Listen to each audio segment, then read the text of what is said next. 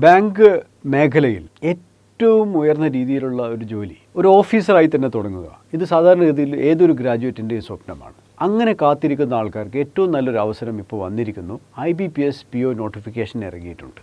അപ്പോൾ അതിനെപ്പറ്റിയാണ് ഇന്നത്തെ ഈ വീഡിയോ. നമുക്ക് ഡയറക്റ്റ് വീഡിയോയിലേക്ക് പോകാം. നമ്മളിവിടെ സ്ക്രീനിൽ കാണുന്നത് ആ നോട്ടിഫിക്കേഷനാണ്. നോട്ടിഫിക്കേഷനിൽ നമ്മൾക്ക് ഏറ്റവും പ്രധാനപ്പെട്ട കാര്യം ആദ്യമേ അങ്ങ് പറഞ്ഞു പോകാം, ഡേറ്റുകളാണ്. കാരണം ഒരു കാര്യം തീരുമാനിച്ചാൽ മാത്രം പോരാ, അത് നടപ്പാക്കുകയും വേണം എന്നുള്ള കാര്യത്തിൽ ഒരു സംശയവുമില്ലല്ലോ.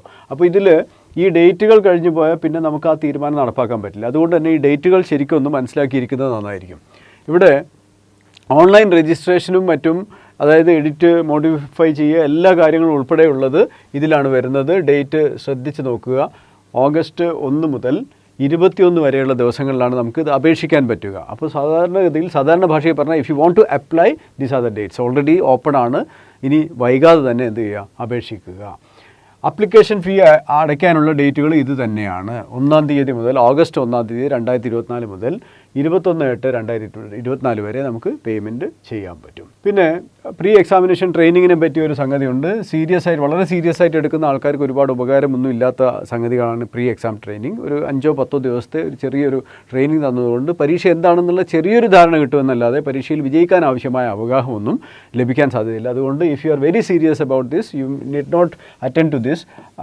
ഇത് തെറ്റാണ് എന്നല്ല പറയുന്നത്. തീർച്ചയായിട്ടും ഒരു സൗകര്യമില്ലാത്ത ഈ പരീക്ഷ എങ്ങനെ എഴുതണം എന്നുള്ളതിനെ പറ്റി ഒരു ധാരണയും ഇല്ലാത്ത ആൾക്കാരെ സംബന്ധിച്ചിടത്തോളം വലിയൊരു ഹെൽപ്പ് തന്നെയാണ് IBPS ചെയ്യുന്നത്, ഒരു സംശയമില്ല. പക്ഷേ if you R particular about topping the list and becoming a PO, I think that in the present day competition this will not help you. Okay, now online examination preliminary October 2024 അതായത് ഓഗസ്റ്റിൽ ഇനിയുള്ള ദിവസങ്ങൾ, September മാസം, ഒക്ടോബറിൽ എപ്പോഴാണെന്ന് പറയുന്നില്ല. നമുക്കൊരു second വീക്കിലായിരിക്കുമെന്ന് തൽക്കാലം ആ ഒരു ധാരണയിൽ മുന്നോട്ട് പോകുന്നതായിരിക്കും നല്ലത്. ഓൺലൈൻ റിസൾട്ട് ഒക്ടോബറിൽ അല്ലെങ്കിൽ നവംബറിൽ പുറത്തുവിടും. ഒരു മെയിൻ പരീക്ഷ, അത് നിങ്ങൾക്ക് പരീക്ഷയുടെ ബാങ്ക് എക്സാമിനേഷൻ്റെ സ്ട്രക്ചർ എന്ന് പറയുന്ന ഒരു പ്രിലിംസ് പരീക്ഷയും അതിനുശേഷം അത് ക്വാളിഫൈ ചെയ്യുന്ന ആൾക്കാർക്കുള്ള ഒരു മെയിൻ പരീക്ഷയും ചേർന്നതാണ്. PO ആകുന്ന സമയത്ത് അതിനൊരു ഇൻ്റർവ്യൂവും കൂടി ഉണ്ടാകും. ഇത്രയാണ് സാധാരണ ഒരു ബാങ്ക് എക്സാമിനേഷൻ്റെ സ്ട്രക്ചർ എന്ന് പറയുന്നത്. ക്ലറിക്കൽ എക്സാമിനേഷൻ ആണെങ്കിൽ ഇൻ്റർവ്യൂ ഉണ്ടാവില്ല, പകരം റീജിയണൽ ലാംഗ്വേജിൻ്റെ ഒരു പ്രൊഫഷൻസി ടെസ്റ്റാണ് ഉണ്ടാവുക. അത്തരം കാര്യങ്ങൾ അറിഞ്ഞിരിക്കുക. അപ്പോൾ ഓൺലൈൻ എക്സാമിനേഷൻ മെയിനിന് കോൾ ലെറ്റർ ഡൗൺലോഡ് ചെയ്യാൻ പറ്റുന്നത് നവംബർ മാസമായിരിക്കും. ശ്രദ്ധിക്കണം, നവംബർ മാസമോ ഒക്ടോബർ മാസമോ ആണ് പ്രിലിംസിൻ്റെ റിസൾട്ട് വരുന്നത്. റിസൾട്ട് വന്നു കഴിഞ്ഞാൽ നവംബർ മാസം നമുക്ക് ഡൗൺലോഡ് ചെയ്യാൻ പറ്റും മെയിൻ്റെ അതിൻ്റെ ഹാൾ ടിക്കറ്റ്. അപ്പോൾ ശ്രദ്ധിക്കേണ്ട മറ്റൊരു കാര്യം, പ്രിലിംസ് ക്ലിയർ ചെയ്യുന്ന ആൾക്കാർക്ക് മാത്രമേ മെയിൻസിൻ്റെ ഈ ഡൗൺലോഡ് ചെയ്യാൻ പറ്റുള്ളൂ ഹാൾ ടിക്കറ്റ് എന്നുള്ളത് ഓർക്കുക. ഓൺലൈൻ മെയിൻ എക്സാമിനേഷൻ നവംബർ മാസം തന്നെ ആയിരിക്കും. പിന്നെ അതിൻ്റെ റിസൾട്ട് ഡിസംബർ അല്ലെങ്കിൽ ജാനുവരി 2025 വരും. ജനുവരി മാസം മിക്കവാറും ഒരു നല്ല വാർത്ത നിങ്ങൾക്ക് കിട്ടുമെന്ന് പ്രതീക്ഷിച്ചുകൊണ്ട് തന്നെ ഇപ്പോഴേ ഈ പ്രോസസ്സിലേക്ക് കടന്നു പോവുക. പിന്നെ ഇൻ്റർവ്യൂ ഉണ്ടാവും. PO പരീക്ഷയാകുമ്പോൾ ഓഫീസർ പരീക്ഷയാണ്, അതിന് തീർച്ചയായിട്ടും ഇൻ്റർവ്യൂ ഉണ്ടാവും. ആ ഇൻ്റർവ്യൂ ജനുവരി ഫെബ്രുവരി മാസങ്ങൾ നടക്കുകയും ലിസ്റ്റ് ഏപ്രിൽ 2025 പുറത്തുവിടുകയും ചെയ്യുമെന്നാണ് ഈ ഡേറ്റ് ലൈൻ സൂചിപ്പിക്കുന്നത്. അപ്പോൾ നോക്കൂ, ഓഗസ്റ്റ് 1-ാം തീയതി തുടങ്ങുന്ന ഈ പ്രൊസീജിയർ നമ്മളുടെ ഏപ്രിൽ മാസമാകുമ്പോഴത്തേക്കും, സാധാരണ ഇതിൽ 1 ഏപ്രിൽ 2025 ഇതിൻ്റെ റിസൾട്ട് വരിക. അതായത് ഈ ഫിനാൻഷ്യൽ ഇയർ തീരുമ്പോഴത്തേക്കും പ്രൊസീജിയറൊക്കെ കഴിഞ്ഞ് 1-ാം തീയതി തന്നെ, ഏപ്രിൽ 1-ാം തീയതി തന്നെ നമ്മൾക്ക് ഒരു വിജയത്തിൻ്റെ മധുരവാർത്ത നൽകുന്ന ഒരു സിസ്റ്റമാണ് ഈ ഡേറ്റുകൾ നമ്മളോട് പറയുന്നത്. അപ്പോൾ ഡേറ്റുകളെല്ലാം വ്യക്തമായിട്ട് മനസ്സിലാക്കിയിട്ടുണ്ടെന്ന് വിചാരിക്കുന്നു. So the application is open right now. ഇനി വൈകാതെ തന്നെ അപേക്ഷിക്കുക. അപേക്ഷിക്കുന്നതിന് മുമ്പ് ഇത് പൂർണ്ണമായും ഒന്ന് കേൾക്കുക. ഞാൻ ഈ കാണിച്ചു തരുന്ന മേഖലകളെങ്കിലും നിങ്ങൾ തീർച്ചയായിട്ടും വായിച്ചിരിക്കണം. നോട്ടിഫിക്കേഷൻ അവൈലബിൾ ആണ്. ഡൗൺലോഡ് ചെയ്ത് നിങ്ങളുടെ സിസ്റ്റത്തിൽ ഒരു കോപ്പി കീപ്പ് ചെയ്യുക. എന്നിട്ട് അത് വായിച്ചതിന് ശേഷം അപേക്ഷിക്കുക. കാരണം എന്തെങ്കിലുമൊക്കെ തെറ്റുകൾ വരാതെ നോക്കുന്നത് വളരെ നന്നായിരിക്കും. ഇനി നമുക്ക് ഇതിൻ്റെ ക്വാളിഫിക്കേഷനുമായി ബന്ധപ്പെട്ട ഭാഗത്തേക്ക് പോകാം. ക്വാളിഫിക്കേഷൻ എന്ന് പറയുന്നത് എലിജിബിലിറ്റി ക്രൈറ്റീരിയ എന്ന് പറയുന്ന ഭാഗത്തേക്ക് നമുക്ക് പോകാവുന്നതാണ്. ഇതിലും ശ്രദ്ധിക്കേണ്ട ക്വാളിഫിക്കേഷൻ്റെ എല്ലാ ഡീറ്റെയിൽസിലേക്കും നമുക്കിപ്പോൾ പോകേണ്ട ആവശ്യമില്ല. കാരണം എന്താ വെച്ചാൽ സാധാരണഗതിയിൽ ഇതുമായിട്ട് ബന്ധപ്പെട്ട് കുറേയൊക്കെ അറിയുന്ന ആൾക്കാരായതുകൊണ്ട് നമുക്കിതിൻ്റെ ഏജൊക്കെ എപ്പോഴാണ് സ്റ്റാർട്ട് ചെയ്യുക എന്നുള്ള കാര്യങ്ങൾ നോക്കിയാൽ മതി. ഒരു കാര്യം മാത്രം ഓർക്കുക, IBPS നോട്ടിഫിക്കേഷനിൽ പറഞ്ഞിരിക്കുന്ന ക്രൈറ്റീരിയ മുഴുവൻ പാലിച്ചുകൊണ്ട് വേണം അപേക്ഷിക്കുക എന്ന് ഇതിൻ്റെ ആമുഖമായിട്ട് തന്നെ പറഞ്ഞിട്ടുണ്ട്. അപ്പോൾ ശ്രദ്ധിക്കേണ്ടത്, ഇതിലെന്തെങ്കിലും അപാകം വരുത്തി എന്നുള്ളത് പിന്നീട് കണ്ടുപിടിച്ചാലും നമ്മുടെ സെലക്ഷൻ പ്രൊസീജിയറിനെ ബാധിക്കും. അതുകൊണ്ട് തന്നെ ഈ നോട്ടിഫിക്കേഷൻ ഈ ഭാഗം മുഴുവൻ ഒന്ന് വായിച്ച് നോക്കിയിട്ട് പോകാം. നമുക്ക് ഡയറക്റ്റായിട്ട് ഇതിൽ ക്വാളിഫിക്കേഷനൊക്കെ ആയിട്ട് ബന്ധപ്പെട്ട കാര്യങ്ങളിലേക്ക്, ഏജുമൊക്കെ ആയിട്ട് ബന്ധപ്പെട്ടതിലേക്ക് പോകാം. നാഷണാലിറ്റി സ്വാഭാവികമായിട്ടും ഇന്ത്യൻ സിറ്റിസനായ നമ്മളെ സംബന്ധിച്ചിടത്തോളം ഇത് വലിയ പ്രധാനപ്പെട്ട കാര്യമല്ല. ഇന്ത്യൻ സിറ്റിസൺ അല്ലാത്ത ചില ആൾക്കാർക്കും കൂടി ഇത് അപേക്ഷിക്കാമെന്നുള്ളൊരു പ്രൊവിഷനുണ്ട്. നേപ്പാൾ, ഭൂട്ടാൻ തുടങ്ങിയ നാടുകളിലെ അവിടുത്തെ സബ്ജക്ട്സിന് അപേക്ഷിക്കുക എന്നുള്ളൊരു സംഗതി ഉണ്ടെന്ന് അതെല്ലാം നോട്ടിഫിക്കേഷൻ ഉള്ളതുകൊണ്ട് നമ്മൾ പ്രത്യേകമായിട്ട് ഏജിനെ പറ്റിയുള്ള ഈ റെഫറൻസ് തീർച്ചയായിട്ടും നിങ്ങൾക്ക് ഓർമ്മ വേണം. ഏജ് 20-ഉം 30-ഉം ഇടയിലായിരിക്കണം. അതായത് മിനിമം 20 years, മാക്സിമം 30 years. അതായത് 2 ഡേറ്റുകൾ പറയുന്നുണ്ട്. ആ ഡേറ്റുകൾക്കിടയിൽ ആയിരിക്കണം ജനനം എന്ന് പറയുന്നു. 2/8/1994, അതുപോലെ 1/8/2004. ഈ 2 ഡേറ്റുകളും ഉൾപ്പെടെ ആ 2 ഡേറ്റുകളിൽ ജനിച്ചവർക്കും പറ്റാം. അത് ആ ഒരു പീരിയഡിൽ ജനിച്ചവർക്കാണ് ഈ പരീക്ഷയ്ക്ക് അപേക്ഷിക്കാൻ പറ്റുക. പിന്നെ സാധാരണഗതിയിൽ കൊടുക്കുന്ന ഏജ് റിലാക്സേഷൻ ഇവിടെയും ലഭ്യമാണ്.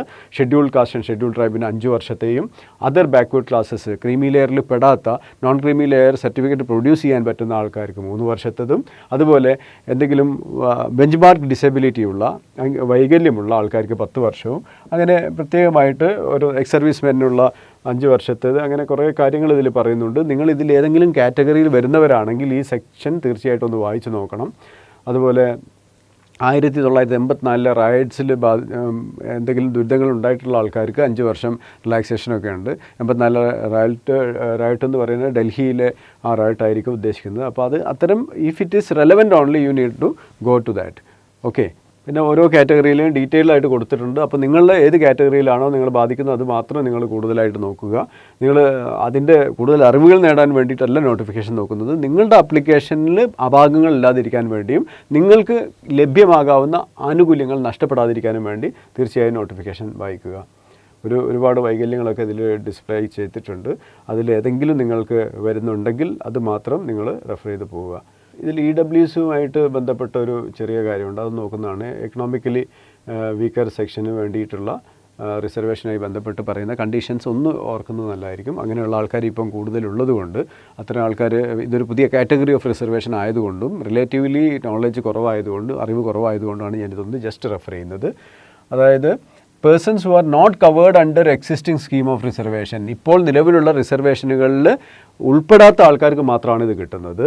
അതായത് ആർക്കൊക്കെയുള്ള scheduled caste, scheduled tribes, other backward classes, അങ്ങനെയുള്ള ഇതിൽ റിസർവേഷൻ ആനുകൂല്യം ലഭ്യമാകാത്ത ആൾക്കാരുടെ ഇടയിൽ ഫാമിലി ഗ്രോസ് ഇൻകം 8 ലക്ഷത്തിൽ കുറവായിരിക്കുക, അങ്ങനെയുള്ളവർക്കുള്ളതാണ് ഈ റിസർവേഷൻ സ്കീം. പക്ഷേ 8 ലക്ഷത്തിൽ കുറവായാൽ എല്ലാവർക്കും കിട്ടുന്നില്ല, കുറച്ച് കണ്ടീഷനോട് പറയുന്നുണ്ട്. അപ്പോൾ ഈ ഇൻകം കണക്കാക്കുന്നത് എല്ലാ സോഴ്സിൽ നിന്നുള്ള ഇൻകം കണക്കാക്കും കേട്ടോ. അതായത് സാലറി, അഗ്രികൾച്ചർ, ബിസിനസ്, പ്രൊഫഷൻ, എങ്ങനെയുള്ള ഏത് തരത്തിലുള്ള ഇൻകം ആയാലും ആ ഇൻകം എല്ലാം ചേർത്തിട്ട് ഫാമിലി ഇൻകം ഒരു വർഷം, അതായത് തൊട്ട് പിന്നിലുള്ള വർഷം 8 ലക്ഷത്തിൽ കുറവാണെങ്കിൽ മാത്രമേ EWS കിട്ടൂ. അതുപോലെ തന്നെ മറ്റൊരു റിസർവേഷനും ആനുകൂല്യം കിട്ടുന്ന ആളായിരിക്കരുത്. പിന്നെ അത് മാത്രമല്ല, also persons whose family owns possess any of the following asset shall be excluded എന്ന് പറയുന്നത്. താഴെ പറയുന്നതിൽ എന്തെങ്കിലും ഒരു അസറ്റ് ഉള്ള ആൾക്കാർ ഇതിൽ പെടുത്തില്ല. എന്തൊക്കെയാണ്?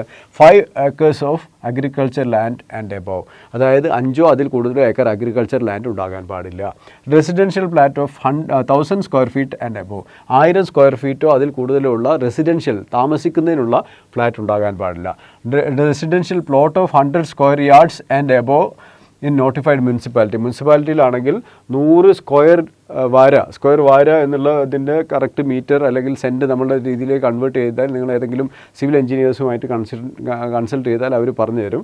അപ്പോൾ അത് അത്രയും മുനിസിപ്പാലിറ്റികളിലാണെങ്കിൽ എന്തുണ്ടാകാൻ പാടില്ല, അത്രയും ഉള്ള പ്ലോട്ട് ഉണ്ടാകാൻ പാടില്ല. അല്ലെങ്കിൽ 200 സ്ക്വയർ യാർഡ് അതിൽ എബോ മുനിസിപ്പൽ അല്ലാത്ത ഏരിയയിൽ, അതായത് നമ്മളിവിടെ കോർപ്പറേഷൻ പരിധികളിലുള്ള സ്ഥലങ്ങളിലാണെങ്കിൽ 100 സ്ക്വയർ യാർഡിൽ കൂടാൻ പാടില്ല പ്ലോട്ട്. അതുപോലെ ഗ്രാമപ്രദേശങ്ങളിലൊക്കെയാണ് 200 സ്ക്വയർ യാർഡ്സ് കൂടുതൽ പ്ലോട്ട് ഉണ്ടാവരുത്. ഈ കണ്ടീഷൻസ് ഇതിലൊന്നുമില്ലാത്ത 8 ലക്ഷത്തിൽ കുറവ് മാത്രം വരുമാനമുള്ള ആൾക്കാർക്കുള്ളതാണ് EWS എന്നുള്ളത് തീർച്ചയായിട്ടും നോക്കേണ്ടതുണ്ട്. പിന്നെ അതുപോലെ ഒരു പ്ലോട്ട് സിംഗിൾ ആയിരിക്കണം എന്നില്ല. ഈ പ്രോപ്പർട്ടി പല സ്ഥലങ്ങളിലാണെങ്കിൽ എല്ലാം കൂടി ക്ലബ്ബ് ചെയ്യും എന്നുള്ള കാര്യങ്ങളൊക്കെ അടുത്ത് പറയുന്നുണ്ട്. So if you happen to fall under EWS, ഇതൊന്ന് ശരിക്കും വായിച്ചിട്ട് ശരിക്കും മനസ്സിലാക്കി, അത് മനസ്സിലാക്കാൻ മറ്റാരുടെയെങ്കിലും അഡ്വൈസ് ആവശ്യമുണ്ടെങ്കിൽ അതുകൂടി എടുത്തതിന് ശേഷം മാത്രം ഈ ഒരു ആനുകൂല്യത്തിന് വേണ്ടി അപേക്ഷിക്കുന്നതാണ് നല്ലത്. ഏതെങ്കിലും രീതിയിൽ നമ്മൾ തെറ്റായ വിവരമാണ് കൊടുക്കുന്നത് പിന്നീട് കണ്ടെത്തി കഴിഞ്ഞാൽ ഏത് കേസിലായാലും ആ സെലക്ഷൻ തന്നെ നഷ്ടപ്പെട്ടു പോകാൻ സാധ്യതയുള്ളതുകൊണ്ടാണ് ഞാൻ ഈ കാര്യം പറഞ്ഞു തരുന്നത്. അത് പ്രത്യേകം.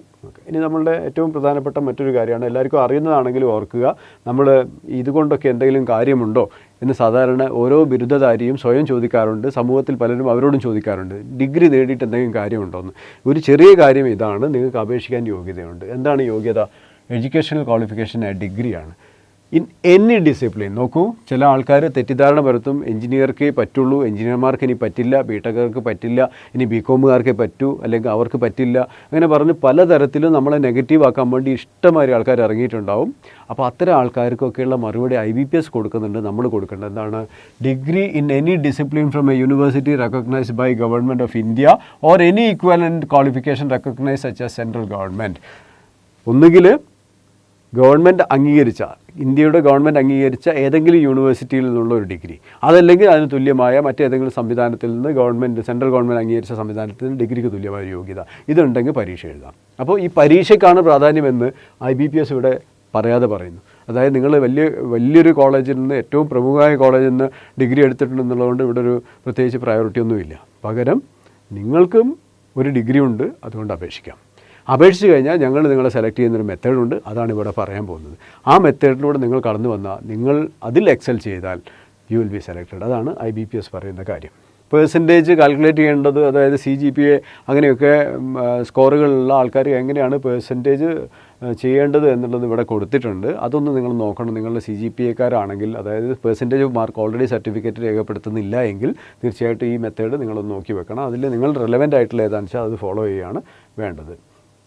പിന്നെ വളരെ പ്രധാനപ്പെട്ട മറ്റൊരു കാര്യം, ഇപ്പോൾ ബാങ്കിൽ ജോലി നേടുന്ന ഒരാൾക്ക് ഉണ്ടായിരിക്കേണ്ട ചില എത്തിക്കലായിട്ടുള്ള കാര്യങ്ങൾ ഇപ്പം നോട്ടിഫിക്കേഷനിലൊക്കെ വരുന്നുണ്ട്. അതിലൊന്നാണ് ക്രെഡിറ്റ് ഹിസ്റ്ററി എന്ന് പറയുന്നത്. നമ്മൾ കടം വാങ്ങിയാൽ ആ കടത്തിനോട് നമ്മൾ എന്ത് നിലപാടാണ് എടുത്തതെന്നുള്ളത് ഇവർ പരിശോധിക്കാൻ തുടങ്ങിയിട്ടുണ്ട്. എങ്ങനെയാണ് പറയുന്നത്? The candidate applying shall ensure that they maintain A healthy credit history at the time of joining participating bank. അതായത് ജോലി കിട്ടി ജോലിയിൽ പ്രവേശിക്കുന്ന സമയത്ത് നിങ്ങളുടെ ഹെൽത്തി ആയിട്ടുള്ളൊരു ക്രെഡിറ്റ് ഹിസ്റ്ററി ആയിരിക്കും എന്നുള്ളത് നിങ്ങൾ ഉറപ്പുവരുത്തുമെന്നാണ് പറയുന്നത്. Minimum credit score will be as per the policy of participating bank. 11 ബാങ്കുകൾ പാർട്ടിസിപ്പേറ്റ് ചെയ്യുന്നുണ്ട്. അവർ ഓരോരുത്തർക്കും ഇവിടെ ജോലി ചെയ്യുന്ന ആൾക്ക് ക്രെഡിറ്റ് സ്കോർ ഇത്ര ആയിരിക്കണം, സിബിൽ സ്കോർ ഇത്രയെങ്കിലും ആയിരിക്കണം എന്ന് അവർ തീരുമാനിക്കാമെന്നിവിടെ പറയുന്നുണ്ട്. അത് അവർക്ക് സമയാസമയങ്ങളിൽ മാറ്റങ്ങൾ വരുത്താം. Those candidates whose CIBIL status has not been updated before the date of joining have to either get the CIBIL status updated. അതായത് നിങ്ങൾ ജോയിൻ ചെയ്യാൻ പോകുന്ന സമയത്ത് സിബിൽ സ്കോർ അപ്ഡേറ്റഡ് അല്ല എങ്കിൽ ഒന്നുകിൽ നിങ്ങളത് ജോയിൻ ചെയ്യുന്നതിന് മുമ്പ് അപ്ഡേറ്റ് ചെയ്യണം, അല്ലെങ്കിൽ പ്രൊഡ്യൂസ് NOC ഫ്രം ലെൻഡർ.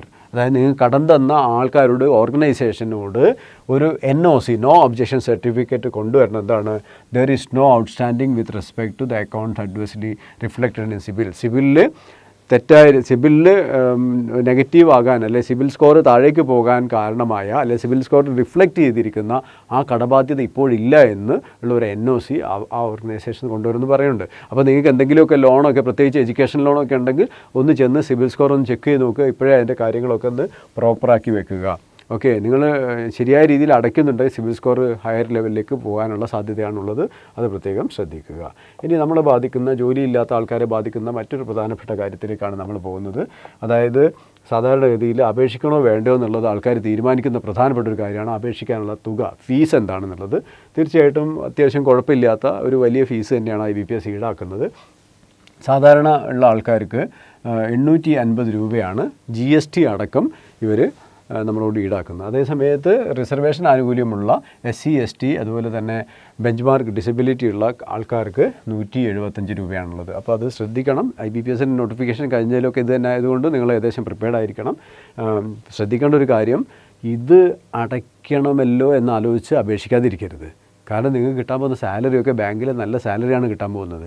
പക്ഷേ നമ്മളിത് അടച്ച് അപേക്ഷിക്കുമ്പോൾ അതിനോട് നീതി പുലർത്തുന്ന രീതിയിൽ ഇത് ജയിക്കാൻ വേണ്ടിയുള്ള അധ്വാനം ആരംഭിക്കണം എന്നുള്ളതാണ് അതിലെ പോസിറ്റീവായിട്ടുള്ള കാര്യങ്ങൾ. അപ്പോൾ നിങ്ങൾ ശ്രദ്ധിക്കേണ്ട, തൊഴിലില്ലാത്ത ചെറുപ്പക്കാർ പണം ലാഭിച്ച് ഇവിടുന്ന് ഈ അടുത്ത തവണ അപേക്ഷിക്കാം, ഇപ്പോൾ പ്രിപ്പയർഡ് ആയിട്ടില്ല എന്ന് വിചാരിക്കുന്നതിനേക്കാളും ആസ് എ സ്ട്രാറ്റജിസ്റ്റ് ഞാൻ നിങ്ങൾക്ക് അഡ്വൈസ് ചെയ്യുക, നിങ്ങളിത് അപേക്ഷിക്കുക. എന്നിട്ട് അതിൻ്റെ പ്രിപ്പറേഷൻ നടത്തുന്നുണ്ടെന്നും 100% സിൻസിയറായിട്ട് എഫേർട്ട് എടുക്കുന്നുണ്ടെന്നും ഉറപ്പുവരുത്തുക. അതായത് ഇപ്പോൾ തുടങ്ങുന്നവരാണെങ്കിൽ പോലും ചിലപ്പോൾ ജയിച്ചു പോയിന്ന് വരും.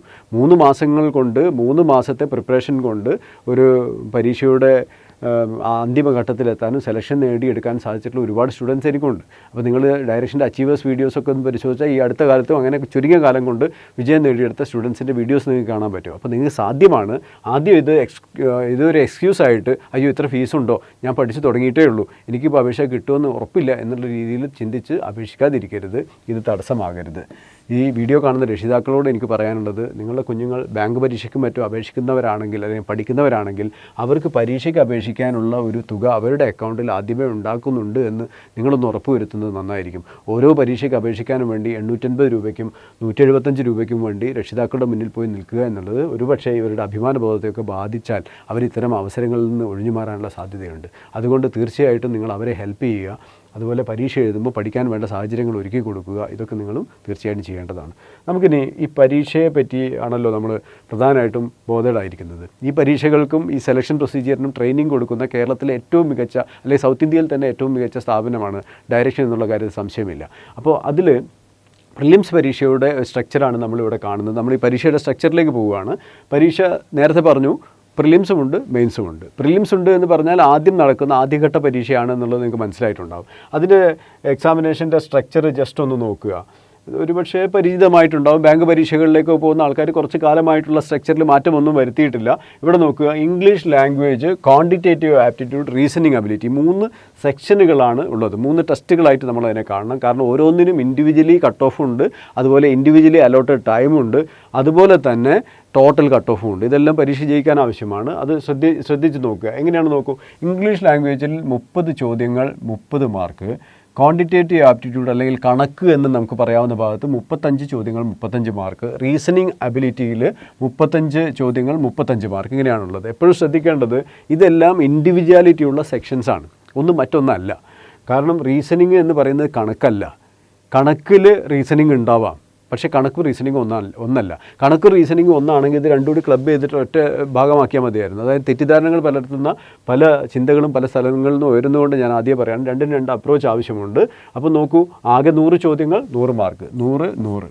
സമയത്തിന് നോക്കൂ, ഓരോന്നും ഇൻഡിവിജ്വലി ഇംഗ്ലീഷിന് 20 മിനിറ്റ് ഉണ്ട്, അതുപോലെ തന്നെ ക്വാണ്ടിറ്റേറ്റീവ് ആപ്റ്റിറ്റ്യൂഡിന് 20 മിനിറ്റ് ഉണ്ട്, അതുപോലെ റീസണിങ് അബിലിറ്റിക്ക് 20 മിനിറ്റ്, ആകെ 1 മണിക്കൂർ അല്ലെങ്കിൽ 60 മിനിറ്റ്. ഇതാണ് 3 ടെസ്റ്റ്. ഈ 3 ടെസ്റ്റുകളിലും ക്വാളിഫൈ ചെയ്യണം. ഏതെങ്കിലും ഒന്നിൽ മാത്രം ഒതുങ്ങുന്ന പ്രിപ്പറേഷൻ നിങ്ങളെ സഹായിക്കില്ല എന്ന് ഓർക്കുക. ഏതെങ്കിലും ഒരു ഭാഗത്തിൻ്റെ മാത്രം മികവ് കൊണ്ട് നിങ്ങൾക്ക് എന്ത് ചെയ്യാൻ പറ്റില്ല, ഇത് ക്ലിയർ ചെയ്യാൻ പറ്റില്ല. പ്രിലിംസ് ക്ലിയർ ചെയ്താൽ മാത്രമേ നമുക്ക് മെയിൻസ് എഴുതാൻ പറ്റൂ. മെയിൻസ് എഴുതിയാൽ മാത്രമേ ജോലി കിട്ടാനുള്ള സാധ്യത നിലനിൽക്കുന്നുള്ളൂ. അപ്പോൾ സാധ്യത നിലനിർത്തണമെങ്കിൽ ഫസ്റ്റ് ഇത് ക്ലിയർ ചെയ്യേണ്ടതുണ്ട്. അപ്പോൾ പ്രിപ്പറേഷൻ എന്ന് പറഞ്ഞാൽ നോക്കൂ, ഈ സബ്ജക്ട്സാണ് പഠിക്കാനുള്ളത്. അപ്പോൾ ഇത് പ്രിലിംസിന് വേണ്ടി മാത്രം പഠിക്കാൻ മെനക്കെട്ട് കഴിഞ്ഞാൽ അതൊരു തെറ്റായ സ്ട്രാറ്റജി ആയിരിക്കും. പകരം നമ്മൾ മെയിൻസിൻ്റെ സിലബസിലേക്കും കൂടി പോകാം. അതിനുശേഷം എങ്ങനെ പ്രിപ്പയർ ചെയ്യണം എന്നുള്ളതിനെ പറ്റിയുള്ള ചെറിയൊരു ധാരണ ഞാൻ ഇന്ന് ഉണ്ടാക്കി തരാം. ഇത് നോക്കൂ, ഇതാണ് നമ്മളുടെ മെയിൻസ് പരീക്ഷയുടെ സിലബസ് എന്ന് പറയുന്നത്. മെയിൻസ് പരീക്ഷയുടെ സിലബസ് ഇതാണ്. Okay, reasoning and computer aptitude. മെയിൻസിലേക്ക് വരുമ്പോൾ റീസണിങ്ങിൻ്റെ ഒരു സഹോദരനായാലും സുഹൃത്തായിട്ട് കമ്പ്യൂട്ടർ ആപ്റ്റിറ്റ്യൂഡ് വരുന്നു. ചോദ്യങ്ങളുടെ എണ്ണം 45, മാർക്ക് 60, 1 മണിക്കൂർ അല്ലെങ്കിൽ 60 മിനിറ്റ് സമയം. നോക്കുക, 45 ചോദ്യങ്ങളുള്ള ഒരു പക്ഷേ ഈ ഒരു സെക്ഷനുകളിലെ ഏറ്റവും കൂടുതൽ ചോദ്യങ്ങളുടെ ഭാഗമാണ് റീസണിങ് ആൻഡ് കമ്പ്യൂട്ടർ ആപ്റ്റിറ്റ്യൂഡ്. 60 മാർക്കുണ്ട്, അതുപോലെ 60 മിനിറ്റ് സമയം. ജനറൽ ഇക്കോണമി, ബാങ്കിങ് അവയർനെസ് എന്നൊരു സെക്ഷൻ ഇതിലേക്ക് വരികയാണ്, പ്രിലിംസിൽ ഇല്ലാത്തത്. അതായത് നമ്മൾ സാധാരണഗതിയിലുള്ള ഫിനാൻഷ്യൽ അവയർനെസ് എന്നറിയപ്പെടുന്ന, ബാങ്കിങ് അവയർനെസ്, ജനറൽ എക്കോണമി എന്നൊക്കെ അറിയപ്പെടുന്ന ഭാഗത്ത് നിന്ന് 40 ചോദ്യങ്ങൾ 40 മാർക്ക്, സമയം 35 മിനിറ്റ്. നോക്കൂ, കൂടുതൽ വേഗത്തിൽ ആൻസർ ചെയ്യാവുന്ന സെക്ഷൻ ആയതുകൊണ്ടാണ് 35 മിനിറ്റ് മാത്രം സമയം അതിൽ തന്നിരിക്കുന്നത്. 40 ചോദ്യങ്ങൾ 40 മാർക്ക് 35 മിനിറ്റ്. ഇനി അടുത്തത് ഇംഗ്ലീഷ് ലാംഗ്വേജ് ആണ്. ഇംഗ്ലീഷ് ലാംഗ്വേജിൻ്റെ നമ്പർ ഓഫ് ക്വസ്റ്റ്യൻസ് 35 ആണ്, പക്ഷേ മാർക്ക് 40 ഉണ്ട്, 40 മിനിറ്റും ഉണ്ട്. അപ്പോൾ ഒരു ചോദ്യത്തിന് ഒന്നിലധികം മാർക്കുള്ള സെക്ഷനാണ് ഇംഗ്ലീഷ് എന്നുള്ളത് ഓർക്കുക. ഡാറ്റ അനാലിസിസ് ആൻഡ് ഇൻ്റർപ്രിട്ടേഷൻ, ഇതെന്ന് പറഞ്ഞാൽ മാത്സ് തന്നെ കുറച്ചുകൂടി അപ്ലിക്കേഷൻ ലെവലാണ് എന്ന് മനസ്സിലാക്കി വെക്കുക. നമ്മൾ പ്രിലിംസിൽ നമ്മൾ നേരത്തെ ക്വാണ്ടിറ്റേറ്റീവ് ആപ്റ്റിറ്റ്യൂഡ് പഠിച്ചു. അതിൻ്റെ കുറച്ചുകൂടി ഹയർ ലെവലുള്ള ആപ്ലിക്കേഷൻ ലെവലുള്ള ക്വസ്റ്റ്യൻസ് ഒക്കെ വരുന്ന ഭാഗമാണ് ഡാറ്റ അനാലിസിസ് ആൻഡ് ഇൻ്റർപ്രിട്ടേഷൻ എന്ന് തൽക്കാലം ഓർത്തിരിക്കുക. കണക്ക് തന്നെയാണ്. അപ്പോൾ അതിൽ ആകെ ചോദ്യങ്ങൾ 35, 60 മാർക്കുണ്ട്, 45 മിനിറ്റും ഉണ്ട്. അപ്പോൾ നോക്കൂ, എക്സാം ഇതാണ്. അപ്പോൾ നമ്മൾ ഇതിൽ പഠിക്കുമ്പോൾ പ്രിലിംസിൽ നമുക്കുണ്ടായിരുന്നത് QA അല്ലെങ്കിൽ കണക്കുണ്ടായിരുന്നു, ഇംഗ്ലീഷ് ഉണ്ടായിരുന്നു, പിന്നെ റീസണിങ് ഉണ്ടായിരുന്നു. ഈ 3 ഭാഗങ്ങളാണുള്ളത്. ആ 3 ഭാഗങ്ങൾ ഇതിലുണ്ട്. റീസണിങ് ഇവിടെയുണ്ട്, കണക്ക് ഡാറ്റ അനാലിസിസ് എന്ന് പറഞ്ഞ് ഇവിടെ വരുന്നുണ്ട്, അതുപോലെ തന്നെ ഇംഗ്ലീഷ് ഇവിടെയുണ്ട്. അപ്പോൾ അത് മാത്രം അവിടെ പഠിച്ച് നിങ്ങൾ മുന്നോട്ട് പോകുന്നിരുന്നുവെങ്കിൽ അഥവാ പ്രിലിംസ് ക്ലിയർ ചെയ്താൽ പോലും ഈ പരീക്ഷ ക്ലിയർ ചെയ്യാൻ പറ്റാത്ത അവസ്ഥ വരുമായിരുന്നു. അപ്പോൾ എങ്ങനെയാണ് പഠിക്കേണ്ടതെന്ന് ചോദിച്ചു കഴിഞ്ഞാൽ റീസണിങ് പഠിക്കണം, ഇംഗ്ലീഷ് പഠിക്കണം, അതുപോലെ തന്നെ ഫിനാൻഷ്യൽ അവയർനെസ്, ജനറൽ അവയർനെസ് പഠിക്കണം, അതുപോലെ കണക്ക് പഠിക്കണം. ഈ എല്ലാ ഭാഗങ്ങളും, ഈ 4 ഭാഗങ്ങളും ചേർന്ന മെയിൻസിന് വേണ്ടിയിട്ടുള്ള പഠനം സ്റ്റാർട്ട് ചെയ്യുകയും അതിൽ വേണ്ട ചെറിയ ചെറിയ മാറ്റങ്ങൾ പ്രിലിംസിന് വേണ്ടി വരുത്തുകയും ചെയ്യുന്നതാണ് യഥാർത്ഥ വിന്നിങ് സ്ട്രാറ്റജി എന്ന് പറയുന്നത്. അപ്പോൾ നിങ്ങളിപ്പോൾ പ്രിപ്പറേഷൻ സ്റ്റാർട്ട് ചെയ്യുമ്പോൾ തന്നെ മെയിൻസിന് വേണ്ടതെന്ന് പറഞ്ഞാൽ ഹയർ ലെവലിലുള്ള ചോദ്യങ്ങൾ ചെയ്യണമെന്നല്ല, മെയിൻസ് കൂടി മനസ്സിൽ കണ്ട് ബേസിക് പഠിക്കാതെ ഇതിലേക്ക് എത്താൻ പറ്റില്ലോ. അപ്പോൾ ബേസിക് പഠിക്കുമ്പോൾ അത് പ്രിലിംസിന് സഹായിക്കും. അതുപോലെ മെയിൻസിന് വേണ്ട ഹയർ ലെവലുള്ളതും കൂടി ഇപ്പോഴേ പഠിച്ച് തുടങ്ങുക എന്നുള്ളത് വളരെ പ്രധാനപ്പെട്ട ഒരു കാര്യമാണ്.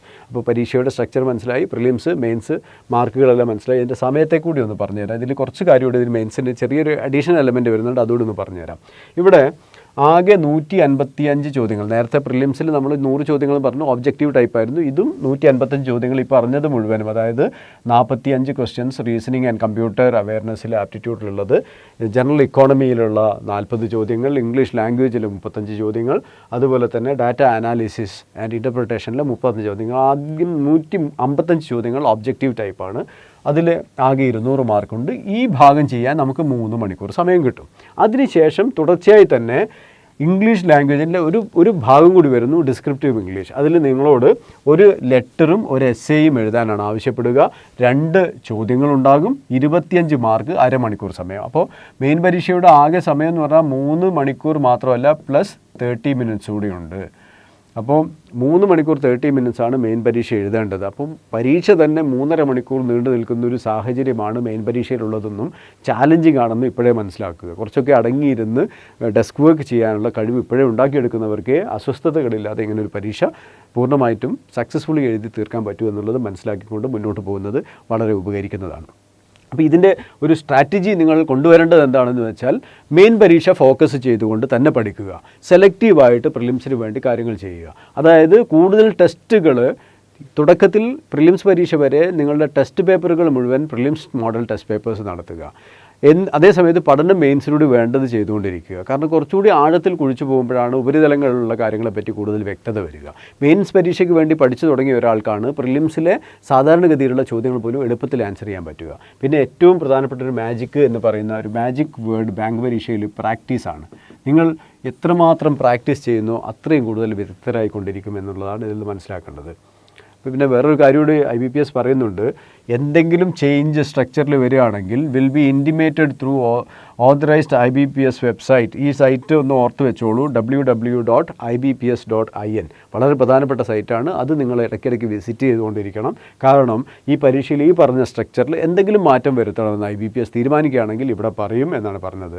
അതുപോലെ detailed information regarding examination will be given in an information handout which will be made available for candidates to download along with the call letters from the website, the same website. IBPSൻ്റെ വെബ്സൈറ്റിൽ നിങ്ങളുടെ hall ticket download ചെയ്യുന്ന സമയത്ത് തന്നെ സ്ട്രക്ചറിലൊക്കെ എന്താ വ്യത്യാസം, detailed ആയിട്ടുള്ള കാര്യങ്ങൾ നിങ്ങൾക്ക് ഡൗൺലോഡ് ചെയ്ത് എടുക്കാൻ പറ്റുമെന്നും പറയുന്നുണ്ട്. അപ്പോൾ ആ കാര്യം ഒന്ന് നോക്കുക. ഇനി ഡിസ്ക്രിപ്റ്റീവ് പേപ്പറിനെ പറ്റി, ലെറ്റർ എസ്സേ എന്നുള്ളത് ഇവാലുവേറ്റ് ചെയ്യുന്നത് ഓട്ടോമാറ്റിക് സ്കോറിംഗ് മെക്കാനിസം വെച്ചിട്ടാണ്. ഐഡൻറ്റിഫൈയിങ് എന്താ പറയുന്നത്, features related to writing proficiency. Writing പ്രൊഫിഷ്യൻസിയിലെ ഫീച്ചേഴ്സ്, അതായത് ഗ്രാമാറ്റിക്കൽ എറേഴ്സ് ഡിറ്റക്ട് ചെയ്യാനൊക്കെയുള്ള സോഫ്റ്റ്വെയർസ് ഒക്കെ അവൈലബിൾ ആണ്. അത്തരം കാര്യങ്ങൾ, തെറ്റായ സ്പെല്ലിംഗ് മിസ്റ്റേക്ക് ഹൈലൈറ്റ് ചെയ്യുന്നത് നമ്മളിപ്പോൾ തന്നെ നിങ്ങൾ ഏതിൽ നോക്കിയാലും ഗൂഗിളിലായാലും എന്തെങ്കിലും ടൈപ്പ് ചെയ്യുമ്പോഴും സ്പെല്ലിംഗ് മിസ്റ്റേക്കൊക്കെ മനസ്സിലാവും. അത്തരം കാര്യങ്ങളൊക്കെ നോക്കിയിട്ടാണ് ചെയ്യാമെന്ന് പറഞ്ഞിട്ടുണ്ട്. പിന്നെ പരീക്ഷയ്ക്ക് പോകുമ്പം കൊണ്ടുപോകേണ്ട ഡോക്യുമെൻറ്റ്സ് എല്ലാവർക്കും അറിയുന്നതാണെങ്കിൽ ജസ്റ്റ് ഒന്ന് പറയുകയാണ്, ഞാൻ അധികം സമയം എടുക്കില്ല. ഇതിൽ സാധാരണഗതിയിൽ വരേണ്ട കാര്യങ്ങൾ, വാലിഡ് കോൾ ലെറ്റർ, മെയിൻ ആയാലും പ്രിലിംസ് ആയാലും, of respective date session of examination. Those candidates who are called for main examination will also be required to bring authenticated or stamped call letter of preliminary exam. ഓർത്തോളണം, prelims പരീക്ഷയ്ക്ക് നമ്മൾ പോകുമ്പോൾ നമ്മൾ hall ticket അവിടെ വാങ്ങി വെക്കില്ല. പകരം അത് ഓതൻറ്റിക്കേറ്റ് ചെയ്ത് സീലൊക്കെ ചെയ്ത് നമുക്ക് തിരിച്ചു തരും. അത് കീപ്പ് ചെയ്യണം. കാരണം മെയിൻ പരീക്ഷയ്ക്ക് അതുകൂടി കൊണ്ടുപോയാലേ മെയിൻ പരീക്ഷ എഴുതാൻ പറ്റും. അപ്പോൾ മെയിൻ പരീക്ഷയുടെ ഹോൾ ടിക്കറ്റും വേണം, പ്രിലിംസിൻ്റെ ഓതൻറ്റിക്കേറ്റഡ് സംഗതിയും വേണം. ഫോട്ടോ ഐഡൻറ്റിറ്റി പ്രൂഫ് ഏതാണോ സ്പെസിഫൈ ചെയ്തത് അതിൻ്റെ ഒറിജിനൽ വേണം. നമ്മളിപ്പോൾ ആധാർ കാർഡ് കൊടുക്കുകയാണെങ്കിൽ ഒറിജിനൽ ആധാർ കാർഡ് കൊണ്ടുപോകണം, അതേ പേരുമായിരിക്കണം അതിൽ. Okay. Candidate reporting late after reporting time on the call letter for examination will not be. Late ആയാൽ കേട്ടില്ല, സാധാരണഗതിയിൽ ഉള്ളതാണ്. 1 മണിക്കൂറാണ് ഓൺലൈൻ എക്സാമിനേഷൻ്റെ സമയമെങ്കിലും കുറച്ചുകൂടി നേരത്തെ, അതായത് ഒരു venue for about 2 hours or more, candidates may be required to be at the venue for about 2 hours or more, including time required for completion of various formalities. 1 മണിക്കൂറേ പരീക്ഷയുള്ളെങ്കിൽ ചിലപ്പോൾ 2 അതിലധികം മണിക്കൂർ അവിടെ സ്പെൻഡ് ചെയ്യാനൊക്കെ നിങ്ങൾ തയ്യാറാവണമെന്ന് പറഞ്ഞിട്ടുണ്ട്. നമ്മൾ എത്ര വേണേലും സ്പെൻഡ് ചെയ്യാൻ റെഡിയാണല്ലോ അല്ലേ, ഇതൊരു ജോലിയുടെ കാര്യമാണ്. അപ്പോൾ അത്തരം കാര്യങ്ങളൊക്കെ ആദ്യമേ പറയുന്നുണ്ട്. For online main examination duration 3 hours 30 minutes ആണ്. May be required to be at the venue for about 4 hours or more. നേരത്തെ 1 മണിക്കൂറിൻ്റെ കേസ് 2 മണിക്കൂറോ വേണമെന്ന് പറഞ്ഞാൽ 3.5 മണിക്കൂറിൻ്റെ ചിലപ്പോൾ 4 മണിക്കൂർ കൂടുതൽ വേണമെന്നുള്ള ഒരു ആദ്യമേ തന്നെ ഒരു മുൻകൂർ ജാമ്യം എടുത്തിരിക്കുകയാണ്. പിന്നെ ഒരു വളരെ പ്രധാനപ്പെട്ട, ഈ പരീക്ഷ ജയിക്കാൻ ആഗ്രഹിക്കുന്നവർ മനസ്സ് സൂക്ഷിക്കേണ്ട ഏറ്റവും പ്രധാനപ്പെട്ട ഒരു കാര്യം ഇതാണ്: പെനാൽറ്റി ഫോർ റോങ് ആൻസേഴ്സ്. അതായത് പെനാൽറ്റി ഉണ്ടാകും. വെറുതെ എല്ലാം ഇങ്ങനെ ഗസ് വർക്ക് ചെയ്തിട്ട് മാർക്ക് ചെയ്ത് ABCD മാർക്ക് ചെയ്ത് പോകുന്നാൽ ഈ പരീക്ഷ ജയിക്കാനാവില്ല. കാരണം എന്താ വെച്ചാൽ there will be penalty for wrong answers marked in the objective test. Objective test ഉള്ള 2 ഭാഗങ്ങളിലും, പ്രിലിംസിലും ഉണ്ട് മെയിൻസിലും ഉണ്ട്. അതിലൊക്കെ തന്നെ എന്ത് സംഭവിക്കും? നെഗറ്റീവ് മാർക്കുണ്ട്. എങ്ങനെയാണെന്ന് നോക്കൂ. wrong answers has been given by the candidate, 1/4 or 0.25 of the mark assigned to that question will be deducted. ഒരു പരീക്ഷയ്ക്ക്, ഈ പരീക്ഷയിൽ ഏതെങ്കിലും ഒരു ചോദ്യത്തിൻ്റെ മാർക്ക് എത്രയാണോ അത് ചോദ്യം തെറ്റിച്ചാൽ അതിന് അസൈൻ ചെയ്തിരിക്കുന്ന മാർക്കിൻ്റെ 1/4, അതായത് 0.25 മാർക്ക് ഓൾറെഡി നമ്മൾ നേടി വെച്ചെന്ന് പോവും. അതായത് വലിയ നഷ്ടം ഉണ്ടാക്കുന്ന ഒരു ബിസിനസ്സാണ്. അതൊരിക്കലും ചെയ്യരുത്. ഗസ് വർക്കിന് പോകരുത്. പിന്നെ കട്ട് ഓഫിനെ പറ്റി വ്യക്തമായിട്ട് പറയുന്നുണ്ട്. Each examination will be required ഒരു minimum score in each test of the online main examination and also minimum total score to be considered to be short listed for interview. അതായത് വിവിധ സെക്ഷനുകൾ ഉള്ളതിൽ ഓരോന്നിനും കട്ട് ഓഫ് സ്കോർ വേണം, മൊത്തത്തിലുള്ളതിൻ്റെ cut ഓഫും വേണം. അതായത് മൊത്തത്തിൽ ആൾക്കാർ അറ്റൻഡ് ചെയ്യുന്ന അവരുടെ പെർഫോമൻസ് ഒക്കെ വെച്ചുകൊണ്ടും നമ്പർ ഓഫ് വേക്കൻസീസ് ഉള്ളത് എത്ര പേരാണ് എടുക്കാൻ പോകുന്നതൊക്കെ വെച്ചുകൊണ്ട് ഓരോ സെക്ഷനിലും മിനിമം ഇത്ര മാർക്ക് വേണം. അതുപോലെ ടോട്ടൽ ഇത്ര മിനിമം മാർക്ക് വേണം. ഓരോ കാറ്റഗറിയിലും ആൾക്കാരെ സെലക്ട് ചെയ്യാൻ, ഷോർട്ട് ലിസ്റ്റ് ചെയ്യാനെന്ന് IBPS തീരുമാനിക്കും. അത് നമ്മൾ ക്ലിയർ ചെയ്യണം. അത് മുൻകൂട്ടി പറയുമൊന്നുമില്ല. അപ്പോൾ നമ്മുടെ മെത്തേഡ് എന്തായിരിക്കണം? Score the highest possible. 0 error ആയിരിക്കണം. കിട്ടിയതിനൊന്നും മിസ്സാവാനും പാടില്ല. അതൊന്ന് പ്രത്യേകം ചെയ്യുക. Depending on the number of vacancies available, cut-offs will be decided and candidates will be shortlisted for interview. Prior to the completion of the interview process, scores obtained on the online main examination will not be shared. അതായത് ഇൻ്റർവ്യൂവിന് മുമ്പ് നിങ്ങൾക്ക് online examination എത്ര mark കിട്ടിയെന്ന് share ചെയ്യില്ല എന്ന് പറയുന്നുണ്ട്. അതും പ്രത്യേകം ശ്രദ്ധിച്ചോളാം. മാർക്ക് ഇത്ര കിട്ടി, ഇൻ്റർവ്യൂവിന് ഇത്ര കിട്ടിയാൽ നമ്മൾ ജയിക്കുമെന്നുള്ളൊരു ഊഹം വെച്ചുകൊണ്ട് പോകണോ തീരുമാനിക്കലൊന്നും നടക്കില്ല. നിങ്ങൾ എഴുതുമ്പോൾ നിങ്ങളുടെ മനസ്സിൽ വേണം, ഞാനിത് ചെയ്തത് ശരിയാണ്, ഇത് തെറ്റാൻ സാധ്യതയുള്ളത് ഞാൻ മാർക്ക് ചെയ്യുന്നില്ല. അപ്പോൾ ഒന്നും തെറ്റിക്കാതെ കഴിയുന്നത്ര മാക്സിമം സ്കോറിലേക്ക് പോകുക എന്നുള്ളതാണ് നമുക്ക് ചെയ്യാൻ പറ്റുന്ന ഏറ്റവും നല്ല കാര്യം. ഇൻ്റർവ്യൂവിന് മാത്രമല്ല, ഫൈനൽ റാങ്ക് ലിസ്റ്റിനൊക്കെ ഉപയോഗിക്കുന്ന മെയിൻ എക്സാമിനേഷൻ്റെ മാർക്കാണ്. പ്രിലിംസ് ജസ്റ്റ് നമുക്ക് എഴുതാനുള്ള, മെയിൻസ് എഴുതാനുള്ള ഒരു അവസരം നിങ്ങൾ അർഹിക്കുന്നുണ്ടോ എന്ന് തീരുമാനിക്കാൻ വേണ്ടി. കോമ്പറ്റീഷൻ ടഫ് ആയതുകൊണ്ടാണ് ഈ പ്രിലിംസ് പരീക്ഷ ഉള്ളതെന്നും ഓർക്കുക. പിന്നെ ഇതിൽ പ്രധാനപ്പെട്ട കാര്യങ്ങൾ എന്ന് പറയുന്നത്, എക്സാമാണ് ഏറ്റവും പ്രധാനപ്പെട്ടത് നിങ്ങൾക്കറിയാമല്ലോ. പിന്നെ ഇതിൽ എനിക്ക് ഏറ്റവും പ്രധാനപ്പെട്ട, നിങ്ങൾക്കും പ്രധാനപ്പെട്ട ഒരു കാര്യമാണ് വേക്കൻസി ഏകദേശം എത്രയുണ്ട് എന്നുള്ളതിനെ പറ്റി ഒരു ധാരണയാണ്. അത് നമുക്കിതിൽ എവിടെയാണ് കൊടുത്തിരിക്കുന്നത് ജസ്റ്റ് നോക്കാം. ഇതിൽ നിങ്ങൾ വായിക്കുമ്പോൾ ശ്രദ്ധിക്കേണ്ടത് വളരെ ഇമ്പോർട്ടൻ്റ് ആയിട്ട്, list of documents to be produced at the time of document verification interview എന്ന് പറഞ്ഞ് കൊടുത്തിട്ടുണ്ട്. നിങ്ങളത് ഇപ്പോഴേ നോട്ട് ചെയ്ത് വെക്കണം. അതിലൊരു പ്രധാനപ്പെട്ട കാര്യം നിങ്ങൾ നോക്കുന്നത് നല്ലതാണ്. അത് ഞാൻ ഇപ്പോഴൊന്ന് പറഞ്ഞു തരാം. കാരണം എല്ലാവരോടും അത് വിട്ടുപോകും, അത്ര പ്രധാനപ്പെട്ടതല്ല എന്ന് വിചാരിച്ച് മാറ്റി വെക്കുക. എന്താണെന്നറിയോ? Print out of valid interview call letter കഴിഞ്ഞിട്ട് അടുത്ത് നോക്കൂ, system generated print out of online application form registered for this CRP. അതായത് നമ്മളിപ്പോൾ അപേക്ഷിക്കുമ്പോൾ അവിടെ നമുക്ക് എന്ത് ചെയ്യും, ഒരു പ്രിൻ്റ് ജനറേറ്റ് ചെയ്യാൻ പറ്റും. നമ്മൾ അപേക്ഷ സബ്മിറ്റ് ചെയ്ത് കഴിഞ്ഞാൽ നമ്മൾ ആപ്ലിക്കേഷൻ നമുക്ക് പ്രിൻ്റ് ഔട്ട് എടുക്കാൻ പറ്റും. ആ പ്രിൻ്റ് ഔട്ട് നിങ്ങൾക്ക് എവിടെ ആവശ്യമുണ്ട്? ഇൻ്റർവ്യൂവിന് പോകുമ്പോൾ ആവശ്യമുണ്ട്. അപ്പോൾ ഇപ്പോൾ എടുത്ത് വെച്ചില്ല, അന്നത് നമുക്ക് ഡൗൺലോഡ് ചെയ്ത് പ്രിൻ്റ് ഔട്ട് എടുക്കാൻ അവസരം കിട്ടിയിട്ടില്ലെങ്കിൽ വലിയ ബുദ്ധിമുട്ടാവും. അതുകൊണ്ട് ഇത് ശ്രദ്ധിച്ചോളുക. ബാക്കിയുള്ളതൊക്കെ എല്ലാ പരീക്ഷകളിലും നമ്മൾ എടുത്തു വെക്കുന്നതുകൊണ്ട് തെറ്റിപ്പോവില്ല. കാരണം നമ്മൾ എന്തൊക്കെ ക്ലെയിം ചെയ്തിട്ടുണ്ടോ അതൊക്കെ സബ്സ്റ്റാൻഷിയേറ്റ് ചെയ്യുന്ന സർട്ടിഫിക്കറ്റുകൾ ആവശ്യമുണ്ട്.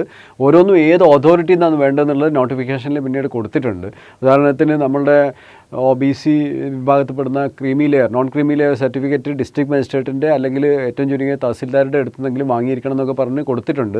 അപ്പോൾ നിങ്ങൾക്ക് റെലവൻ്റ് ആയിട്ടുള്ളത് ഏത് ഡോക്യുമെൻ്റ് ആണോ അത് ഏത് അതോറിറ്റിയിൽ നിന്ന് വേണമെന്നുള്ളത്, അതിൻ്റെ ഫോം ഏത് വേണമെന്നൊക്കെ പിന്നീട് ഇതിൻ്റെ അപ്പൻഡിക്സുകളായിട്ട് കൊടുത്തിട്ടുണ്ട്. അപ്പോൾ അത്തരം കാര്യങ്ങൾ നിങ്ങൾ എന്തായാലും തീർച്ചയായിട്ടും ഒന്ന് വായിച്ച് നോക്കാം. നമുക്ക് പെട്ടെന്ന് തന്നെ ഇതിൻ്റെ വേക്കൻസി എവിടെയാണ് കൊടുത്തിരിക്കുന്നത് നോക്കാം. നമ്മളെല്ലാവരും അതിലാണ് അല്ലേ. അലോട്ട്മെൻറ്റിനെ പറ്റി അറിയാമല്ലോ. പ്രൊഫഷണൽ അലോട്ട്മെൻറ്റ് നടക്കുന്നത് ഇത് നേരത്തെ പറഞ്ഞിട്ടുണ്ട്, ഏപ്രിൽ 1-ാം തീയതിയോടുകൂടി വരികയാണ്. 2025-26 വർഷത്തിൽ ഉണ്ടാകാവുന്ന വേക്കൻസികൾ ഓരോ ബാങ്ക് റിക്രൂട്ട്മെൻറ്റിൻ്റെ അവരുടെ പ്രോസസ്സ് അനുസരിച്ച് റിപ്പോർട്ട് ചെയ്തിട്ടുണ്ടാവും. ആ റിപ്പോർട്ട് ചെയ്ത വേക്കൻസിയിലേക്കാണ് വരിക. ഈ ലിസ്റ്റ് വന്നാൽ ആദ്യം ആ വേക്കൻസിക്ക് എത്ര പേര് വേണോ അവരാദ്യം മെയിൻ ലിസ്റ്റിലിടും. പിന്നെ ഒരു റിസർവ് ലിസ്റ്റ് ഉണ്ടാവും. അടുത്ത ഈ ലിസ്റ്റിൻ്റെ കാലാവധിക്കുള്ളിൽ ഈ ബാങ്കുകൾ റിപ്പോർട്ട് ചെയ്യുന്ന വേക്കൻസികൾ തീർച്ചയായിട്ടും അതിൽ നിന്ന് പോവും. പക്ഷേ അത് അടുത്ത മാർച്ച് 31 വരെയാണ് ആ വെയിറ്റിംഗ് ലിസ്റ്റിന് സാധാരണ രീതിയിൽ കാലാവധി ഉണ്ടാവുക. അത് നീട്ടിക്കൊടുക്കൊന്നുമില്ല. അതിനിടയിൽ ഈ ബാങ്കുകൾ ഏതെങ്കിലും വേക്കൻസി റിപ്പോർട്ട് ചെയ്യുകയാണെങ്കിൽ തീർച്ചയായും ഈ ടേമിൽ നിന്ന് വെയിറ്റിംഗ് ലിസ്റ്റിൽ നിന്ന് ആൾക്കാരെ നിയമിക്കും. ശ്രദ്ധിക്കേണ്ട കാര്യം, ആദ്യമേ IBPS പറഞ്ഞിട്ടുണ്ട്, ഈ ബാങ്കുകൾക്ക് ഇത് റിപ്പോർട്ട് ചെയ്യാതിരിക്കാനുള്ള അധികാരമുണ്ട്. റിപ്പോർട്ട് ചെയ്തിട്ടില്ല എന്നുള്ളതുകൊണ്ട് ബാങ്കുകൾ നമുക്ക് പീനലൈസ് ചെയ്യാൻ പറ്റില്ല. അതേസമയത്ത് ഇത് 3-4 തവണ ഇങ്ങനെ ഏതെങ്കിലും വേക്കൻസി അഡീഷണൽ വന്നാൽ ഈ അടുത്ത ഒരു വർഷത്തിനിടയിൽ, അതായത് അടുത്ത ഇതുപോലൊരു നോട്ടിഫിക്കേഷൻ വരുന്നതിൻ്റെ ആ ഒരു കാലഘട്ടം വരെയുള്ള ഒരു ലിസ്റ്റ് നിലവിൽ വരുന്നതിനുള്ള ഒരു കാലഘട്ടത്തിന് വരെ നിങ്ങൾക്ക് ആ ഒരു വെയിറ്റിംഗ് ലിസ്റ്റിൽ നിന്ന് നിയമനം കിട്ടാൻ സാധ്യതയുണ്ട്. അപ്പോൾ നിങ്ങളുടെ ലക്ഷ്യം വെയിറ്റിംഗ് ലിസ്റ്റ് വരിക എന്നുള്ളത് ആവരുത്, മെയിൻ ലിസ്റ്റ് തന്നെ വരിക എന്നുള്ളതായിരിക്കണം. അതാണ് അതിൻ്റെ ഏറ്റവും പ്രധാനപ്പെട്ട. പിന്നെ ഫോട്ടോ ആയിട്ട് ബന്ധപ്പെട്ട ഒരു ചെറിയ റെഫറൻസ് നിങ്ങൾ എപ്പോഴും ഓർത്തിരിക്കേണ്ടതുണ്ട്. അതായത് നമുക്ക് ഈ പരീക്ഷയ്ക്ക് പങ്കെടുക്കാൻ പോകുമ്പോൾ ഫോട്ടോ കൊടുക്കേണ്ടതുണ്ട്. ഇപ്പോൾ അപേക്ഷിക്കുമ്പോൾ നമ്മൾ ഫോട്ടോ അപ്ലോഡ് ചെയ്യുകയും വേണം, വെബ് ക്യാം ഉപയോഗിച്ച് എടുക്കുകയും വേണം. അപ്പോൾ ഇതിൽ ശ്രദ്ധിക്കേണ്ടത്, നമ്മൾ അപ്ലോഡ് ചെയ്യുന്ന ഫോട്ടോ റീസെൻ്റുള്ള കളർ ഫോട്ടോ ആയിരിക്കണം. അതുപോലെ ഒരു ലൈറ്റ് ബാക്ക്ഗ്രൗണ്ട്, പ്രിഫറബിളി വൈറ്റ് ബാക്ക്ഗ്രൗണ്ടിലുള്ള ഫോട്ടോ ആയിരിക്കണം. ഫേസ് നേരെ കാണിക്കുന്നതായിരിക്കണം എന്നൊക്കെ പറയുന്നുണ്ട്. അതിൻ്റെ ഒരു 8 കോപ്പികളെങ്കിലും നമ്മൾ റെഡിയാക്കി വെക്കണം. എന്താ കാര്യം എന്ന് പറഞ്ഞാൽ, ഓരോ സന്ദർഭത്തിലും ഇത് ആവശ്യം വരും. ആ സമയത്ത് ആ ഫോട്ടോ കിട്ടിയില്ലെങ്കിൽ പോലും അപേക്ഷ റിജക്റ്റ് ചെയ്യപ്പെടാമെന്ന് IBPS നോട്ടിഫിക്കേഷനിൽ പറയുന്നുണ്ട്. അത്തരം ചെറിയ കാര്യങ്ങളിൽ വലിയ ശ്രദ്ധയാണ് വിജയിക്കുന്ന ഓരോരുത്തരെയും വലിയ ഉയരങ്ങളിലേക്ക് എത്തിക്കുന്നത് മറക്കാതിരിക്കുക. നമ്മൾ വേക്കൻസിയിലേക്ക് പോവുകയാണ്. കുറച്ച് വേഗത്തിലൊക്കെ സഞ്ചരിക്കാം. വേക്കൻസിയാണല്ലോ നമുക്ക് പ്രധാനം. ഈ വേക്കൻസി ഷെഡ്യൂൾ അല്ലെങ്കിൽ ആ ലിസ്റ്റ് കാണുമ്പോൾ നിങ്ങൾ ശ്രദ്ധിക്കേണ്ട ഏറ്റവും പ്രധാനപ്പെട്ട കാര്യം, ഇതിൽ പിന്നെ ഒരു പക്ഷേ വേക്കൻസി കാണിക്കുന്ന ലിസ്റ്റിൽ 0 വേക്കൻസി ഉള്ളതും ഉണ്ടാവും, NR അല്ലെങ്കിൽ നോട്ട് റിപ്പോർട്ടഡ് എന്നുള്ള വേക്കൻസിയും ഉണ്ടാവും. അപ്പോൾ അത് നോട്ട് റിപ്പോർട്ടഡ് എന്ന് പറഞ്ഞു കഴിഞ്ഞാൽ, NR എന്ന് പറഞ്ഞാൽ നിങ്ങളുടെ ഈ കാലാവധിക്കിടയിൽ എന്തുണ്ടാവാൻ സാധ്യതയുണ്ട്, വേക്കൻസി വരാൻ സാധ്യതയുണ്ടെന്ന് പറയുന്നത്. നോക്കൂ, ആകെ 11 ബാങ്കുകളാണ് IBPSൻ്റെ റിക്രൂട്ട്മെൻറ്റ് പ്രോസസ്സിൽ പാർട്ടിസിപ്പേറ്റ് ചെയ്യുന്നത്. അതിൽ പിന്നെ ഏതൊക്കെ ബാങ്കുകളിലാണ് ഇപ്പോൾ വേക്കൻസി ഉള്ളത് ഇല്ലാത്തത് എന്നുള്ളത് IBPSൻ്റെ കയ്യിലുള്ള വിവരങ്ങളാണ് ഒരു ടേബിളാക്കി നമ്മളെ മുന്നിൽ അവതരിപ്പിച്ചിരിക്കുന്നത്. ഇതിൽ ശ്രദ്ധിക്കേണ്ടത്, NR എന്ന് എഴുതിയിരിക്കുന്ന ഒരു സ്ഥലത്തും ഇവർ വേക്കൻസി റിപ്പോർട്ട് ചെയ്തിട്ടില്ല. NR നമ്മൾ ടോട്ടലിൻ്റെ സ്കോറിൽ NR ഏതാണുള്ളത് നോക്കാം അല്ലേ. NR ഇതവിടെ, ഇവിടെ ഒരു NR ഉണ്ട്, 1, 2. അപ്പോൾ ആകെ 11 ബാങ്കുകളിൽ 1, 2, 3, 4, 5 ബാങ്കുകൾ വേക്കൻസികളൊന്നും റിപ്പോർട്ട് ചെയ്യാതെ തന്നെ ഇപ്പോൾ ആകെ 4455 വേക്കൻസികളുണ്ട്. അപ്പോൾ ഈ ബാങ്കുകൾ ഈ റിക്രൂട്ട്മെൻറ്റ് പ്രോസസ്സിനിടയിൽ വേക്കൻസി റിപ്പോർട്ട് ചെയ്യാൻ സാധ്യതയുള്ള 5 ബാങ്കുകളുണ്ട്. അത് മോശം ബാങ്കുകളല്ല. ബാങ്ക് ഓഫ് ബറോഡയുണ്ട്, വിദേശത്തൊക്കെ ഒരുപാട് സാന്നിധ്യമുള്ള ബാങ്കാണ് bank of Baroda. Bank of ബറോഡയുണ്ട്, പിന്നെ ബാങ്ക് ഓഫ് മഹാരാഷ്ട്രയുണ്ട്, പിന്നെ ഇന്ത്യൻ ബാങ്കുണ്ട്, യൂക്കോ ബാങ്ക് ഉണ്ട്, യൂണിയൻ ബാങ്ക് ഓഫ് ഇന്ത്യക്ക് ഒരുപാട് വേക്കൻസികൾ സാധാരണ ഉണ്ടാവുന്നതാണ്. അപ്പോൾ അതിൻ്റെ ഒരുപക്ഷെ അവരുടെ റിക്രൂട്ട്മെൻറ്റ് പ്രോസസ്സിൻ്റെ ഭാഗമായുള്ള അസസ്മെൻറ്റുകൾ കംപ്ലീറ്റ് ആവാത്തത് കൊണ്ടുമാകാം. നമുക്ക് പോസിറ്റീവായി ചിന്തിക്കാം കേട്ടോ. അങ്ങനെ ആവണമെന്നല്ല, അങ്ങനെ ആവാത്തത് കൊണ്ടാവാം ഇപ്പോൾ റിപ്പോർട്ട് ചെയ്യാത്തത്. പക്ഷേ ഈ നോട്ടിഫിക്കേഷൻ വന്നു, നിങ്ങൾ പരീക്ഷയ്ക്ക് എഴുതുന്നതിനിടയിൽ അവർ റിപ്പോർട്ട് ചെയ്ത് കഴിഞ്ഞാൽ തീർച്ചയായിട്ടും അത് പരിഗണിക്കപ്പെടാനുള്ള സാധ്യതയുണ്ട്. അപ്പോൾ അതുകൊണ്ട് നിങ്ങളെ പ്രിഫേർഡ് ബാങ്കൊക്കെ തീരുമാനിക്കുമ്പോൾ വേക്കൻസി ഇല്ലെങ്കിൽ പോലും നിങ്ങൾ ബാങ്ക് പ്രിഫർ ചെയ്താലും തെറ്റില്ല എന്നുള്ളൊരു ചെറിയ സൂചനയാണ് ഞാൻ നൽകുന്നത്. പക്ഷേ തീരുമാനം നിങ്ങളുടേതായിരിക്കണം. ആരുടെ ഷോൾഡറിൽ അവർ you have to take your own decisions. Okay, now വേക്കൻസികൾ ഇപ്പോൾ ഉള്ളതിൻ്റെ വേക്കൻസികൾ എങ്ങനെയുണ്ട് നോക്കാം. ബാങ്ക് ഓഫ് ഇന്ത്യയിൽ ആകെ 885 വേക്കൻസി ഉണ്ട്. ജനറൽ കാൻഡിഡേറ്റ്സിന് അൺറിസർവ്ഡ് ആയിട്ട് തന്നെ 361 വേക്കൻസി ഉണ്ട്. OBC 238, EWS 88, ST 66, SC 132. വേറൊരു പ്രധാന കാര്യം കൂടി നോക്കണം. നിങ്ങൾ റിസർവ്ഡ് കാറ്റഗറിയിലാണെങ്കിലും ജനറൽ കാറ്റഗറിയുടെ സ്കോർ നേടി നിങ്ങൾ ജോലിയിൽ പ്രവേശിക്കുന്ന സാഹചര്യം വരുമെങ്കിൽ അത് ഈ കോട്ടയിൽ നിന്നല്ല പോവുക, അൺറിസർവ്ഡ് കോട്ടയിൽ നിന്നാണ് പോവുക. അപ്പോൾ നിങ്ങളുടെ ആ റിസർവ്ഡ് കമ്മ്യൂണിറ്റിക്കുള്ള ഒരാൾ കൂടി ജോലി കിട്ടാനുള്ള സാധ്യതയുണ്ട്. അപ്പോൾ എനിക്ക് റിസർവേഷൻ ഉണ്ട്, എന്തെങ്കിലും ഒരു സ്കോർ കിട്ടി അങ്ങ് ജയിച്ചാൽ മതി എന്ന് വിചാരിക്കുന്നതിന് പകരം ഇതിൽ ടോപ്പർ ആവാൻ വേണ്ടി നിങ്ങൾ ശ്രമിച്ചു കഴിഞ്ഞാൽ നിങ്ങളുടെ ആ ഒരു തീർച്ചയായിട്ടും സഹായം കിട്ടേണ്ട സമൂഹത്തിൻ്റെ ഒരു അത്താണിയായിരിക്കും എന്നുള്ളത് മറന്നു പോകാതിരിക്കുക. അടുത്തത് നമ്മൾ കനറ ബാങ്കാണ്. കനറ ബാങ്കിൽ ആകെ വേക്കൻസി 750 ആണ്. 380 അൺറിസർവ്ഡ് ബാങ്കും ബാക്കി റിസർവേഷൻ്റെ ഇതിൽ SC 90, ST 45, OBC 160, പിന്നെ EWS അതായത് ഇക്കണോമിക്കലി വീക്കർ സെഷനിലുള്ളത് 75 ആ രീതിയിലാണ് വേക്കൻസികളുള്ളത്. പിന്നെ സെൻട്രൽ ബാങ്ക് ഓഫ് ഇന്ത്യയിൽ വലിയൊരു വേക്കൻസി റിപ്പോർട്ട് ചെയ്തിട്ടുണ്ട്. 2000 ടോട്ടൽ വേക്കൻസികൾ അവിടെ വരുന്നുണ്ട്. അതിൽ 810 അൺറിസേർവ്ഡ് വേക്കൻസി ഉണ്ട്. പിന്നെ EWS 200 വേക്കൻസി വരുന്നുണ്ട്.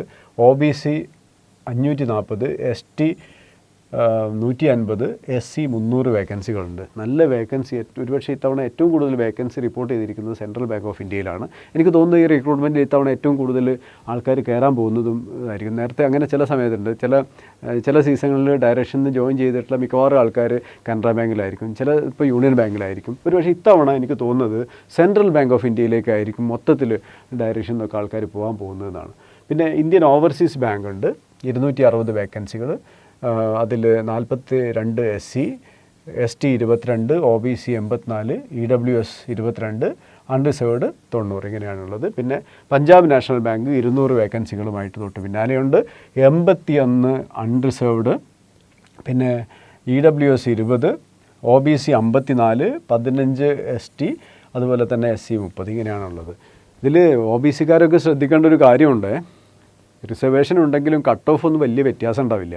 ജനറൽ കട്ട് ഓഫിൻ്റെ തൊട്ടടുത്തോ അല്ലെ സെയിം കട്ട് ഓഫോ ഒക്കെ ആയിരിക്കും വരിക. അതുകൊണ്ട് മത്സരം കടുത്തതാണ്. മാത്രമായിട്ട് റിസർവ് ചെയ്ത് ഇത്ര വേക്കൻസി ഉണ്ടല്ലോ എന്നുള്ളൊരു അമിത ആഹ്ലാദമൊന്നും വേണ്ട.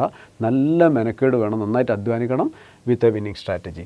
പഞ്ചാബ് ആൻഡ് സിന്ധ് ബാങ്കിൽ ആകെ 360 വേക്കൻസി, 124 അൺറിസർവ്ഡ് വരുന്നു. അതുപോലെ EWS 30, പിന്നെ OBCയിൽ 109, STയിൽ 34, SCയിൽ 63. ഇങ്ങനെയാണ് ഈ 4455 4455 വേക്കൻസീസ് ഡിസ്ട്രിബ്യൂട്ട് ചെയ്യപ്പെട്ടിരിക്കുന്നത്. അപ്പോൾ ശ്രദ്ധിക്കേണ്ടത്, ഈ വേക്കൻസീസ് മുഴുവൻ റിപ്പോർട്ട് ചെയ്തിരിക്കുന്നതെന്ന് പറഞ്ഞാൽ എല്ലാ ബാങ്കുകളും ഇല്ല. നേരത്തെ നമ്മൾ പറഞ്ഞു കുറച്ച് ബാങ്കുകൾ റിപ്പോർട്ട് ചെയ്തിട്ടില്ല. ആ റിപ്പോർട്ട് ചെയ്യാത്ത ബാങ്കുകൾ കൂടി റിപ്പോർട്ട് ചെയ്യുന്നൊരു സാഹചര്യം ഉണ്ടാവുകയാണെങ്കിൽ വലിയൊരു സാധ്യതയാണുള്ളത്. അപ്പോൾ ഈ IBPS നോട്ടിഫിക്കേഷൻ പ്രകാരം അപേക്ഷിക്കാതിരിക്കരുത്.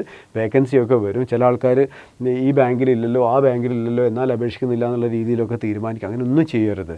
ഏത് ബാങ്കിലായാലും ഒരു ഓഫീസർക്ക് ജീവിക്കാൻ വേണ്ടതൊക്കെ ആ ബാങ്ക് കൊടുക്കും. നിങ്ങൾ ഏത് സ്റ്റേറ്റിൽ നിയമിച്ചാലും അവിടെയുള്ള സാഹചര്യങ്ങളുണ്ടാവും. അപ്പോൾ അത് വേണ്ട രീതിയിൽ ഉപയോഗപ്പെടുത്തുക. ഇതാണ് വേക്കൻസീസ് ഉള്ളത്.